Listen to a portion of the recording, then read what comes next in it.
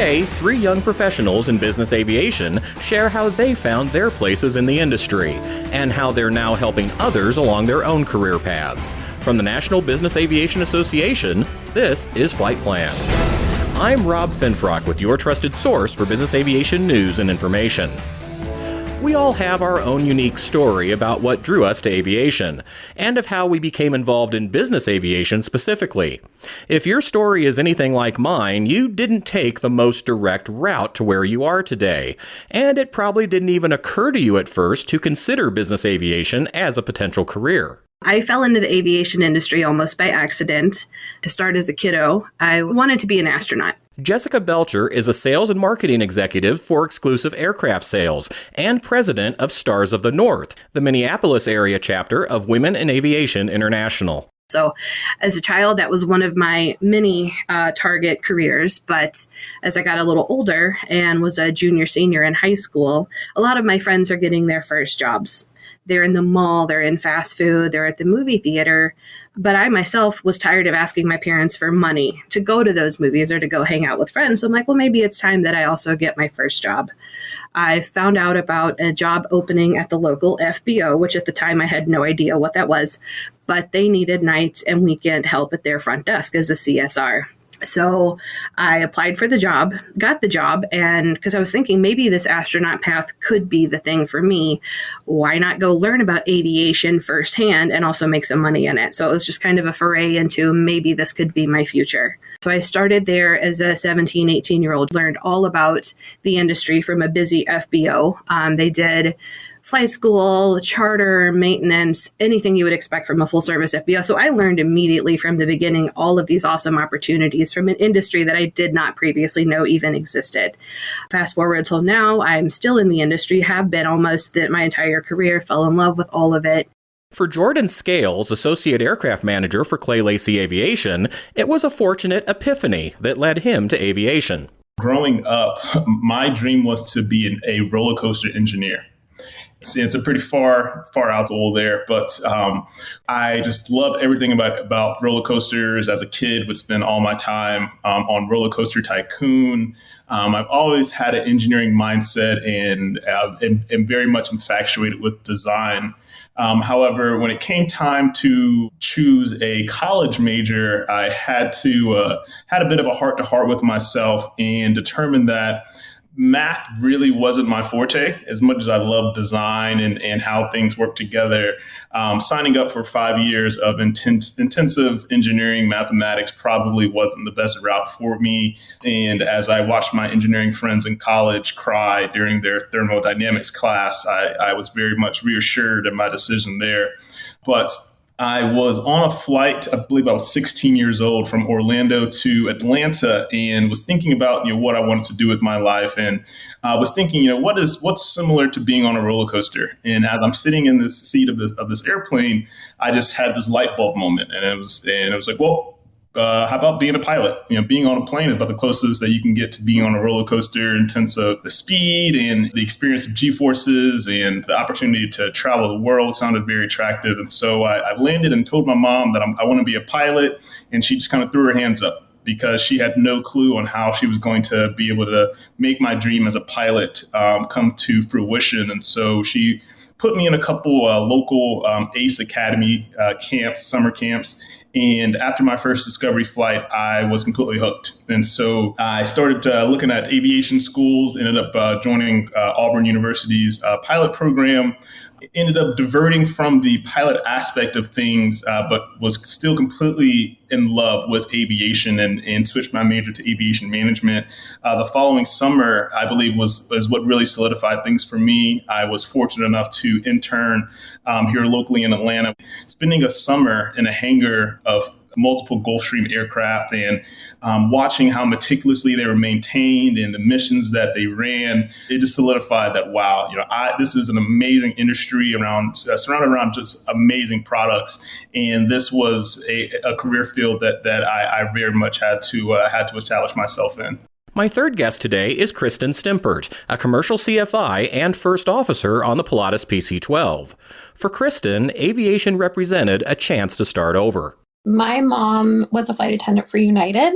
She started in 1967 and she was 18 years old and really cool. She worked for the company for almost 40 years. And so I grew up flying from a very young age and spent days, weeks probably in airports. And so I've had aviation in my blood and it's been a part of my life as long as I can remember. I always thought that I would want to get into it, but I never really, I guess, thought it was possible.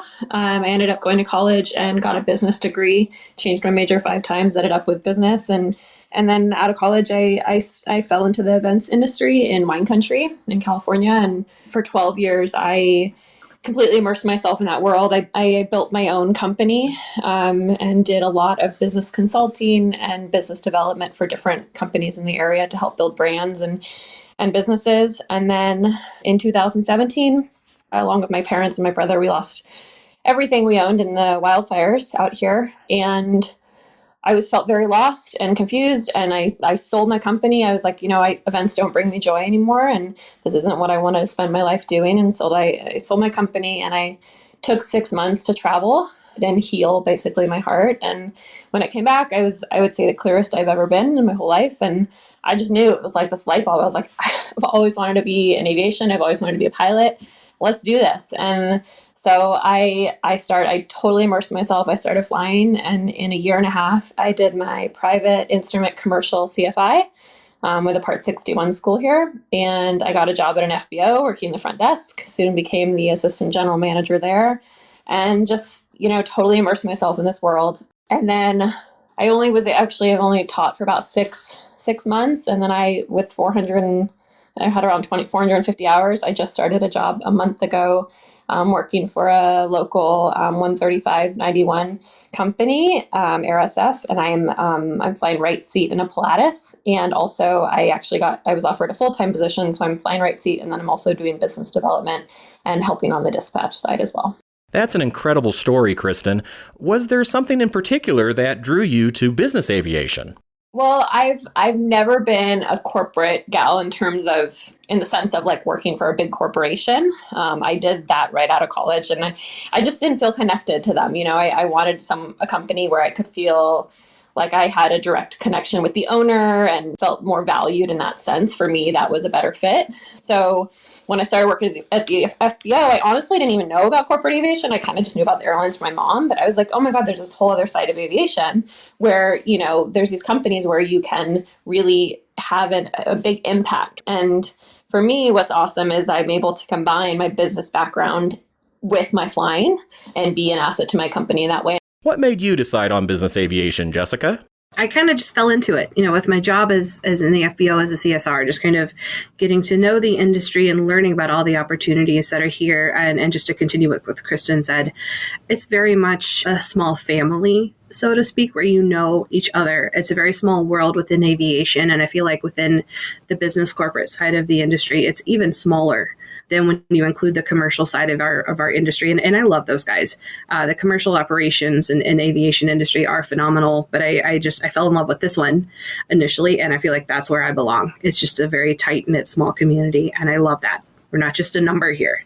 We get to know everyone on a first-name basis. What about you, Jordan? Honestly, it's the product itself. As I shared earlier, being in that hangar around those Gulfstream, that really excites me as someone who loves design. I mean, if you look at the body lines of most business jets, it's really just stunning. I mean, they are just magnificent works of art, and it's just magnificent.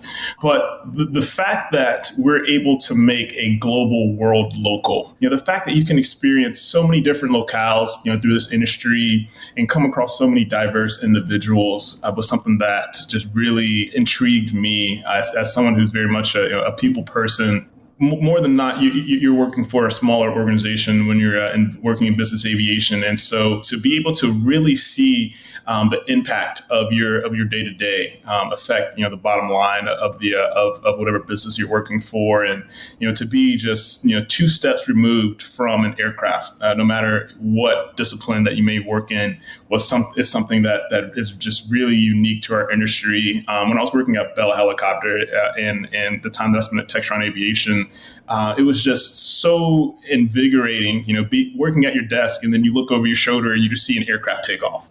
And just seeing that aircraft take off and knowing how it's directly applicable to whatever it is that you're working on in your day to day, it brings you that much closer to the business and the strategic vision of whatever the company is. And I think that's something that's really special. More in just a moment, but first, this message from NBAA. NBAA Flight Plan listeners, your podcast is ready everywhere. You can download it from iTunes, ask your smart speaker to give you a listen, or hear it in any car with Apple's CarPlay. NBAA Flight Plan, available anytime, anywhere. We're back now with Jessica Belcher, Kristen Stempert, and Jordan Scales, and our conversation about how they each got involved in business aviation. Jordan, what challenges have you encountered along your career path, and how have you overcome them? One of the challenges that I faced when entering the industry was that of ageism. Like very many other young professionals just entering the industry, I served in roles which were far beyond the scope of my original job description. I've worked in capacities and worked autonomously in ways that were very much on a director level, but still receiving entry level compensation. And so that's something that you kind of have to deal with. Being new to any kind of organization, and you have to sharpen your teeth a bit before you get some of those larger opportunities. But it can be unsettling when you're first approached with it. And this industry is one that very much values network and proximity. But the largest challenge, I would say, and something that was kind of alluded to earlier, was there are so many opportunities that exist within the space, our industry. However, when you first get into it, you just don't know what you don't know. And so as someone who likes to create a lot of structure around their life and trying to plan out your 5-year plan, it was hard to really set what I wanted to be at that 5-year mark, because I think this is what I want to do, but there are so many other opportunities that are out there. My career trajectory is vectored in various different ways, and I'm very content with where it is now. But 5 years ago, I couldn't have told you that I would be in the position that I am. But you take every opportunity as it comes, and you network, and you try to put yourself in the best position possible. What about you, Kristen? I really like what Jordan said in the end there. He said, you don't know what you don't know. I got into this and I was like, okay, I want to be a pilot, but what does that look like? And how do I get there? And I think one of my challenges was the same that a lot of pilots specifically encounter, is it takes a lot of money to get there. This was a second career for me, and my parents already put me through college, and they're like, okay, you're on your own. It's this catch-22, because you have to get the hours to get a job, but you have to pay to get those hours, right? And so, I think that you put it all out there and you give everything you can, and where there's a will, there's a way. I was given 2 scholarships through the 99s organization that definitely helped. And, I worked really hard at the FBO as much as I could, and, you just make it happen. And I think that the money piece is a challenge for a lot of people, but there are so many scholarship opportunities out there. I know right now specifically a lot. So I would definitely recommend looking into that, and just know that there is a way to do it and to make it happen if it's something that you really want to go after. Have you encountered similar challenges, Jessica? I have a couple. The first one being, as you come into an industry that is as broad as business corporate aviation, there are so many pathways a person can take. And it's hard sometimes, almost overwhelming, to try and narrow yourself down into something that will fit. It is a beauty of the industry that there are no two same paths. Nothing is cookie cutter, which is a fabulous thing, but can be overwhelming. So I think for me getting into the industry, it was hard sometimes just to swallow my own nerves, to be able to just walk up to someone and say, you're doing this. I find this interesting, phenomenal. I want that. How do I do it? I consider myself to be a very introverted extrovert sometimes, and it can be difficult to just walk up and talk to someone. But as was mentioned previously, and one of my favorite aspects of this community and industry is networking is huge.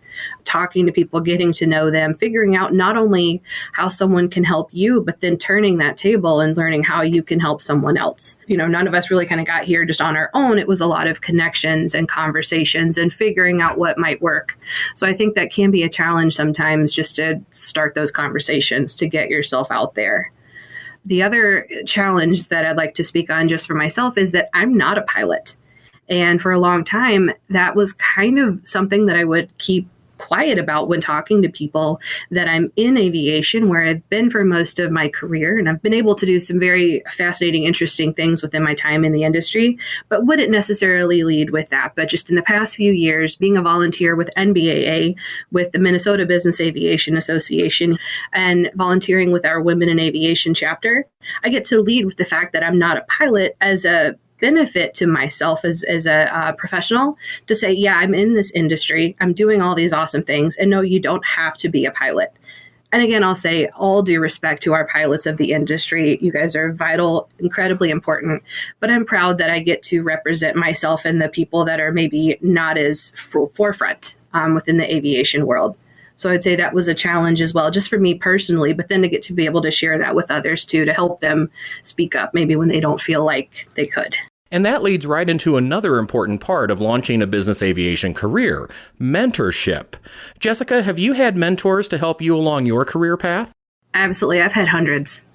And I think we use the term mentor and it feels very structured. It feels very black and white, and it's almost a professor-pupil sort of conversation. I don't think that has to be. I think you can mentor a person as you're sharing an elevator with them. So I would say, yes, I have had hundreds of people who've helped me, and that kind of helps drive my passion as well, to take that energy and to pass it on to the incoming younger professionals of our industry. I will 100% support what Jessica said. Mentorship often has this very static connotation to it, but it's certainly not that at all. You can take bits and pieces from someone who you admire and respect, someone who can just share a quick 10-minute conversation with you whenever you have a question is just invaluable. I think mentorship is really paramount in our industry in particular. There's so much ambiguity in so many of the roles, and not very much of it is documented. I used to be an aircraft broker, and you can't go to Barnes & Noble and buy a how to sell a plane for dummies book. And so having somebody that has gone through the ringer and can show you the ropes can really expedite your future success. I believe mentorship is extremely important, to the point where over the past 2 years, I have gone out of my way to become a mentor myself. I have 3 mentees. It's not always, spending an hour on the phone, every day. It's check-ins, once every other week for 15 minutes, just to see how things are going. And just, giving them information that, I certainly didn't have when I was their age. And so if I can do anything to flatten the learning curve for someone behind me, I'm always going to go out of my way to do so. And I tell all my mentees that they owe me nothing but to pay it forward to the next person that reaches out to them for help. Kristen? Yeah, I think that Jessica and Jordan said it. I mean, mentors can come in so many different forms. And I think support in this industry is everything. When I started flying, the biggest support came from my parents. I had a lot of hesitation in spending all this money. And I remember my dad said, Kristen, you got to invest in yourself.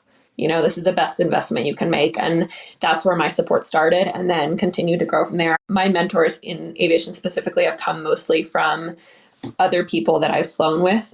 Started kind of with my flight school. The owner of my flight school was incredibly supportive from the very beginning. Was always there with whatever I needed and went above and beyond to help me. And then my instructors continued to be supportive, and they're the ones that put me in touch with my current job. So I get to fly with them now, which is incredible. But I also am on 2 boards. I'm on the board of the 99s, and I'm the treasurer for WCA, Women in Corporate Aviation. And now I'm feeling like I'm in this whole other world of women who are supporting each other. And, the 99s, we talk once a month, but, every month it's like, how are you? What are you doing? Tell us what you're up to. And it's just that support that's invaluable. And especially from other women that are achieving so much, whether you're a pilot or dispatch or whatever, area of aviation you're in. I've been incredibly lucky to have that support. And I'm now at a place now where I want to kind of be on the other side and become a mentor and find some mentees that I can kind of give that back to. How has it felt, Kristen, to move into that mentor role after being a mentee? I'm learning, I kind of thought, well, I only have like a little bit of hours. What could I give back? But I'm realized I'm in the same shoes as a lot of people. And so I think I'm in this place where I oh my God, I have so much to learn, right? And I have so much that I can continue to expand on my knowledge of aviation. And I want to make so many more connections and meet these incredible people that can continue to inspire me. And I think that will always be happening. But I also am in a place now where I want to, if I can, inspire at least, one person even. Like I want to give back and support. And so I think it's incredible that, Jordan and Jessica, I know they're already mentoring, and I'm in a place where I'm ready for that. I'm like, okay, let's see what I can start to give back. That's where I'm at now. Jessica, how have you been able to pay things forward and use your experiences to help mentor those new to our industry? I think I've become more open to just sharing about my experiences and what I do. As a person who just almost always has some sort of apparel or hat or item that mentions aviation or has a plane, I find people will just start a conversation and just say, hey, what is that? Or what do you do? And that just opens the door. It opens the conversation of, hey, yeah, I do this and this is how I did it. And they're just always fascinated, like, you do what? So even though it may not be a future business aviation person, but it might be someone that says, I can do a discovery flight with a school and I can fly an airplane. So it's an introduction all over the place. So I like to think of myself as like an aviation ambassador almost, and not quite to the on stage, like the Disney perspective of always being ready and excited and able to talk about what I do and what we do, but maybe about 80% that. But I see that opportunities are everywhere. Jordan, how has it felt to make that transition from mentee to someone now mentoring others? Honestly, there is no better feeling in the world. As I mentioned, I have 3 mentees. One of my mentees, he's the senior of the group. He landed a new role earlier this year with a phenomenal grassroots startup company that's doing fantastic things in the industry. And hearing the excitement in his voice kind of re-energizes me. And one of my other mentees, she's a student with my alma mater, and she just landed her dream internship. Through that process, I was able to give my 2 cents and kind of steer and guide in the capacity that I can. And knowing that I was just a bit influential in them achieving their goals brings me so much joy. And I really pride myself, just as Jessica said, as for being an ambassador for our industry. And I really pride myself on, championing for this industry every day. Trying to create exposure opportunities as early as possible, I think, is the best way to put young professionals in a prosperous position for the future. Some valuable perspectives from 3 awesome business aviation professionals. And if you're a YoPro in our industry or someone who's looking to help nurture those who are new to business aviation, be sure to check out NBAA's Young Professionals in Business Aviation program for valuable tips and insights. You can find it at nbaa.org/YoPro. And that's the latest from the National Business Aviation Association. Remember, you can subscribe to all Flight Plan episodes at Apple Podcasts in the App Store, wherever you find your favorite podcasts, including by asking your virtual assistant or connected device, or download them from nbaa.org. I'm Rob Finfrock. Thanks for listening, and join us next time for a new episode of Flight Plan.